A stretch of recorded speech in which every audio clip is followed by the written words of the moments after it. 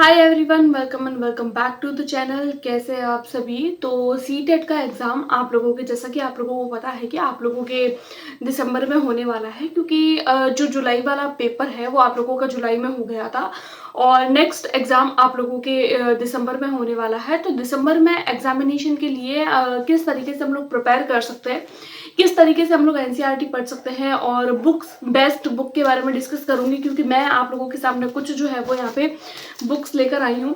उन बुक्स के बारे में डिस्कस करेंगे। अगर हम लोग बुक्स पढ़ते हैं तो कौन सी बुक्स हम लोगों को पढ़नी चाहिए, एनसीईआरटी पढ़नी चाहिए या फिर कोई रेफरेंस बुक्स पढ़नी चाहिए। एनसीईआरटी पढ़नी है तो उसको किस तरीके से पढ़ना है और उसके नोट्स किस तरीके से बनाने हैं, इसके बारे में हम लोग आज की वीडियो में डिस्कस करेंगे। स्पेशली वो कैंडिडेट जो साइंस मैथ्स के लिए प्रिपेयर कर रहे हैं पेपर 2 के लिए, उनके लिए ये वीडियो स्पेशल है। तो फिर चैनल पर पहली बार आए हैं तो वीडियो को लाइक ज़रूर करें और चैनल को सब्सक्राइब ज़रूर करें और वीडियो को एंड तक ज़रूर देखें। अगर हेल्पफुल होती है तो अपने दोस्तों के साथ में शेयर ज़रूर करें। तो फिर चलिए बिना किसी देरी के वीडियो को स्टार्ट करते हैं। सबसे पहले अगर मैं बात करूँ, देखिए आप लोगों का नोटिफिकेशन आप लोगों को जल्दी देखने को मिल जाएगा, लेकिन अगर हम लोग नोटिफिकेशन का वेट ना करके आज से अगर हम लोग अपनी प्रिपरेशन को स्टार्ट करते हैं तो भी अगर मैं हल्के हल्के तौर पर बताऊं तो 2 से ढाई महीने आप लोगों को साइंस एंड मैथ्स के लिए प्रिपेयर करने के लिए लग जाते हैं। अब देखिए आज की वीडियो में मैं आप लोगों को जो कंटेंट बताने वाली हूँ, मैं आप लोगों को कोई रेफरेंस बुक नहीं बताऊंगी कि आप लोग ये बुक पढ़ लो, वो बुक पढ़ लो, आप लोगों का हो जाएगा। मैं आप लोगों को जस्ट एनसीईआरटी बेस्ड जो चीजें होने वाली है, क्योंकि मैंने खुद ने जब सीटेट का पेपर दिया था और मैंने जो चीजें एनालाइज करी उसमें मैंने एक ही चीज एनालाइज करी है कि अगर हम लोगों को सीटेट क्लियर करना है तो मेन चीज है उसमें एनसीईआरटी पढ़ना। तो मेरे पास में जो अभी मैंने आप लोगों को यहाँ पे ये 3 बुक्स बताई थी, ये तीनों जो बुक्स है वो 6, 7, 8 की एनसीईआरटी की बुक है जो मेरे पास में पहले से है। मैंने इसी बुक से पढ़ा था और किस तरीके से मैंने अपने नोट्स प्रिपेयर किए थे, मतलब बुक में से ही नोट्स प्रिपेयर किए थे। मैंने कोई इसके लिए अलग से नोटबुक नहीं बनाई थी। साइंस के लिए स्पेशल बात करूंगी, मैथ्स में तो आप लोगों को ऑब्वियसली प्रैक्टिस करनी ही पड़ेगी। तो फिर रेफरेंस बुक जो लोग कहते हैं कि रेफरेंस बुक ले लीजिए साइंस के लिए, या फिर तो आप लोगों को कोई रेफरेंस बुक की जरूरत नहीं है। आप लोग जस्ट एनसीईआरटी पढ़िए, क्या पढ़ना है, कैसे पढ़ना है, उसके बारे में मैं आप लोगों को बताऊंगी जैसे मैंने पढ़ा था। मैं मेरी अपनी स्ट्रेटजी को बताऊंगी। आप लोग अपनी अपनी स्ट्रेटजी मुझे कमेंट बॉक्स में बताइए कि आपने क्या पढ़ा था और आपने कहाँ से पढ़ा था, ठीक है, ताकि और भी कैंडिडेट जो मेरी बातों से जो है वो एग्री ना करते हो तो वो आपके कमेंट्स देख के वहां से आप लोग एग्री कर सकते हैं। अगर वो भी मुझे बेस्ट लगती है तो उसको लेकर हम लोग नेक्स्ट वीडियो आएंगे, राइट। तो फिर देखिए अगर हम लोग साइंस और मैथ्स के लिए प्रिपेयर कर रहे हैं तो सबसे पहले अगर मैं साइंस की बात करूं तो देखिए 6, 7, 8 के लिए, 6 to 8 के लिए प्रिपेयर कर रहे हैं पेपर 2 के लिए, तो आप लोगों को एनसीईआरटी पर फोकस करना है।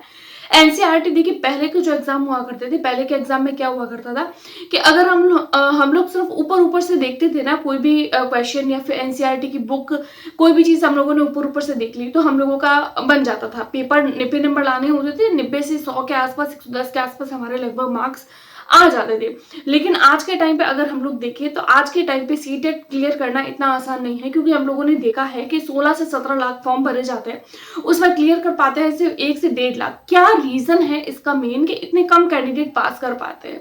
एक तो पहली बात वो एनसीईआरटी पर फोकस नहीं करते हैं, रेफरेंस बुक पढ़ते हैं। तो देखिए अगर आप लोग रेफरेंस बुक पढ़ते हैं तो रेफरेंस बुक में बहुत सारे और भी अदर चीजें दी हुई होती है जो हमारा आउट ऑफ सिलेबस होती है, जो हम लोगों को नहीं पढ़ना होता है। हम लोगों को सीटेट को एग्जाम को देने से पहले हम लोगों को सीटेट को खुद को समझना होगा कि एक्चुअल में सीटेट क्या है। सीटेट 2 ही चीजों से बना है, एक एनसीईआरटी देन प्रीवियस ईयर। इसके अलावा तीसरी चीज हम लोगों को सीटेट के लिए करनी ही नहीं है। आप लोग ध्यान में रखें, सीटेट के लिए सिर्फ 2 ही चीजें पढ़नी है, एक तो हम लोगों को एनसीईआरटी पढ़नी है, दूसरी हम लोगों को प्रीवियस ईयर करना है। पहले आप लोग प्रीवियस ईयर देखिए, देन एनसीईआरटी पढ़िए, एनसीईआरटी पढ़ने के बाद में फिर प्रीवियस ईयर देखिए। पहले आप लोग प्रीवियस ईयर देखेंगे, फिर अगर आप लोग एनसीईआरटी करेंगे तो एनसीईआरटी में जो आप लोगों ने प्रीवियस ईयर में देखा है वो अगर आप लोगों को एनसीईआरटी पे जब आप लोग देखेंगे ना तो आप लोगों को एक ट्रस्ट बनेगा कि हाँ एनसीईआरटी में से क्वेश्चंस बन रहे हैं। वरना आप लोग डायरेक्ट एनसीईआरटी पढ़ते हैं तो हम लोगों को पता है आजकल के एनसीईआरटी में ज्यादातर जो होते हैं वो क्रियाकलाप दिए हुए होते हैं। क्रियाकलाप इतने दिए हुए होते हैं कि कैंडिडेट को यही लगता है कि ये क्या पूछा जाएगा, क्रियाकलाप में से तो क्वेश्चन आएगा नहीं। जैसे कि अगर मैं 6th क्लास की बुक की आप लोगों के सामने बात करूं तो देखिए ये 6th क्लास की एनसीईआरटी की मेरे पास में बुक है। मैं आप लोगों को खोल के आप लोगों को क्रियाकलाप दिखाऊंगी, आप लोगों को खुद को समझ में आएगा कि प्रीवियस ईयर करना और एनसीईआरटी पढ़ना कितना जरूरी है। जैसे देखिए फर्स्ट चैप्टर है हमारे पास में भोजन, यहाँ से आता है तो ये है हमारे पास में 6th क्लास की पहला चैप्टर। ठीक है, अब देखिए, अब जैसे कि यहाँ पे आप लोग अगर देखेंगे तो पहले पेज पे कुछ भी पढ़ने लायक नहीं है। अगर आप लोग पहली बार पढ़ रहे हैं तो आप पूरा चैप्टर पढ़िए, पूरा इसका जो भी इसकी भूमिका दे रखी है कि इस चैप्टर में क्या दिया हुआ है उसको आप लोगों को पूरा पूरा पढ़ना है। ठीक है, अब जैसे देखिए सेकंड पेपर है ये वाला पेपर आप लोग देखिए। जब आप लोग ये वाला पेपर देखेंगे तो इस पेपर में भी आप लोगों को लगेगा कि कुछ भी पढ़ने लायक नहीं है, इसमें से कुछ भी क्वेश्चंस नहीं बनते। ठीक है, अब यहाँ पे जब आप लोग थर्ड पेज ये देखेंगे ना, तो थर्ड पेज पे भी आप लोगों को ऐसा ही दिखेगा कि इसमें भी कुछ भी पढ़ने लायक नहीं है। इस तरीके से अब देखिए यहाँ पर जो है वो सारणी दी हुई है, ये एक सारणी दी हुई है। इस सारणी को आप लोग देखेंगे तो देखने में तो इंपॉर्टेंट लग रही है, लेकिन इस सारणी में से क्वेश्चंस नहीं बनते। ठीक है, अब जैसे कि ये वाली नीचे वाली आप लोग सारणी देखिए, इस सारणी को आप लोग देखते हैं तो बैंगन का भरता लिखा हुआ है, जैसे खाद्य पदार्थ के मुख्य स्रोत, उसमें पौधा है, पौधे के भाग जो हम खाते हैं, यहाँ पे इस तरीके से चीजें, तो ये क्वेश्चन हमारे बनते नहीं है। ठीक है, अब जैसे मान लो अगर मैं देखूं यहाँ पर दिया हुआ है, यहाँ पे पादप के खाने योग्य भाग दिए हुए हैं। अब यहाँ पे नॉर्मल जो है वो प्लांट का जो है वो स्ट्रक्चर दिया हुआ है, जहाँ पे हम लोगों को फूल, पत्ती, मूल तंत्र, प्ररोह तंत्र, इन सब की जो है वो ड्राइंग दी हुई है, नेम दिए हुए हैं। ठीक है, अब आप लोग इस तरीके से अगर करते जाएंगे ना तो आप लोगों को इस पूरे चैप्टर में सिर्फ सारणी और क्रियाकलाप के अलावा कुछ भी नहीं दिखेगा। आप लोग देखिए, आप लोगों को इस चैप्टर को पढ़ने के बाद में ऐसा ही लगेगा कि इस चैप्टर में कुछ भी पढ़ने लायक नहीं था, कुछ भी एग्जाम में आने लायक नहीं था। लेकिन ये डाउट आप लोगों का तब क्लियर होता है जब आप लोग प्रीवियस ईयर करेंगे। जैसे कि देखिए, अगर मैं मेरे नोट्स की बात बताऊं तो मैंने नोट्स प्रिपेयर नहीं किए थे, मैंने ओनली और ओनली एनसीईआरटी, जैसे मैंने पहला चैप्टर पढ़ा, ठीक है, पहले चैप्टर में जब मैंने इसको पहली बार पढ़ा तो मुझे भी लग रहा था कि नहीं इसमें कुछ भी पढ़ने लायक नहीं है। फिर मैंने प्रीवियस ईयर किया, क्योंकि जो है वो जब हम लोग पहली बार प्रिपेयर करते हैं तो हम लोग भी देखते हैं कि प्रीवियस ईयर किस तरीके से पढ़ना है। मैंने भी बहुत सारी वीडियोस वगैरह देखी, तो सबका यही सजेशन था कि प्रीवियस ईयर जरूर देखें।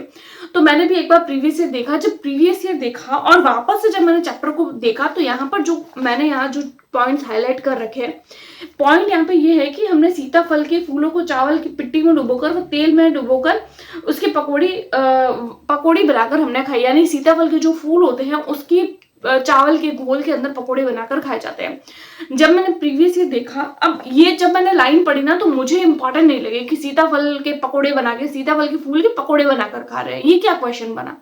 माइंड में सीधा यही क्वेश्चन आता है कि ये तो कोई क्वेश्चन ही नहीं है। लेकिन जब मैंने प्रीवियस ईयर देखा तो उसमें मुझे ये एज इट इज ये का ये क्वेश्चन, और ये 2016 से पहले आई थिंक क्वेश्चन आया हुआ है, क्योंकि मेरा भी काफी टाइम हो गया है, मैंने भी 2 साल पहले एग्जाम दिया था, तो ये क्वेश्चन मुझे एज इट इज देखने को मिला।